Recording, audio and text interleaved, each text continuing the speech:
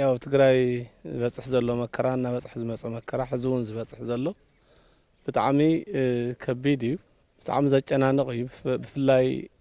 ንለባም ሰብ ዛድቅስ ኣይኮነን ክሕይሽ እንተበልካ ናገደደ እዩ ዝኸይድ ዘሎ ጸገም ትግራይ እውን ብኡ ልክዕ ናኸፈ እዩ ዝኸይድ ዘሎ ሰኣን ሰላም ምፍጣር ወገናትና ብጥሜት ይሞቱ ኣለዉ ማለት እዩ ሕዚ ስለዚ እቲ ህዝቢ ሰኣን ፀጥታ እውን ብዓመፀኛታት እንተጠፍዩ ሰኣን እኽሊ እውን ብጥሜት እንተጠፍዩ እቲ ህዝቢ ንመን ክመርሕ ትመርሕ ዝበሃል ስለዚ ኣብዘን ነገራት እዚኣተን መራሕቲ ትኩረት ገይሮም ክሰርሑ ይግባእ ማለት እዩ ኣብ ኬንዳ ተቐሚጦም መስፈር ስኢኖም ዝበልዕዎ ስኢኖም ይሞቱ እንደገና እቶም ዘለዉ እውን መስፈር ስኢኖም ብዝብኢ ይብልዑ እዚ እንዳረኣኻ ኣብ ላዕሊ ኮይንካ ስኢልካ ብዝየለ ነገራት ምባእስ መፈልላይ እዚ ብጣዕሚ መሕፈር እዩ ደቅና ብርሑቕ ይሃለዉ ኣብ ቀረባ ናብ ሓደ መስመር መፅኦም ብዛዕባ ትግራይን ክሓስቡ ኣብ ትግራይ ዘሎ ጸገም ንምፍታሕ ህዝቢ ተመማረፅ ዝብሎ ኣነ ናብ ሓደ መኹዓት መጺኻ ተረዳዲእኻ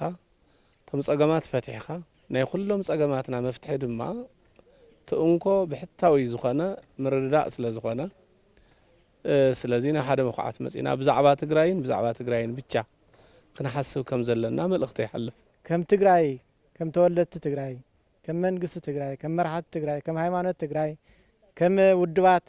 ፖለቲከኛታት ካልኦት ምሁራት ዘሎ ክንሓስበሉ ንኽእል ኣብ ሓደ ጠረጴዛ ከፍ ኢልካ መኺርካ ንኩሉ ትግራይ ዘበለ ንኩሉ ናብ ሓደ መኣዲ ዘምጽእ ሓሳብ ተዘየምጽእና ከምቲ ሒዝናዮ ኒና እንተኮይና ኣብ ኣፍ ሞት ኣለና ጨርሽና መቃብር ያተርፈና ኣላ ማለት እዩ ሰዓት እዚ ንህዝቢ ኢልና ግን ኩሉ ነገር ይኣኽለኒ ኣነስ ይኣኽለኒ ደጊም ንህዝበይ ክብል ሓዲጎ የለሁ ማለት እውን ጽቡቕ እዩ ሓደ ግዜ እና ትፉከራ እንዮ ብደገ ብውሽጢ ኮይንካ እዚ ኩሉ ነገር ተዘይቀሪፍናዮ ህዝቢ ትግራይ ክንነድሕና ኣይንኽእልን ሕዚ ተጀሚሩ ዘሎ ናይ ምክክር መድረኽ ክቕጽል ይግባእ እንደገና ክቕጽል ይግባእ ክንብል ከለና እውን ብቕንዕና ክቕጽል እኒአዎ ማለት እዩ ይኹን ብዝብል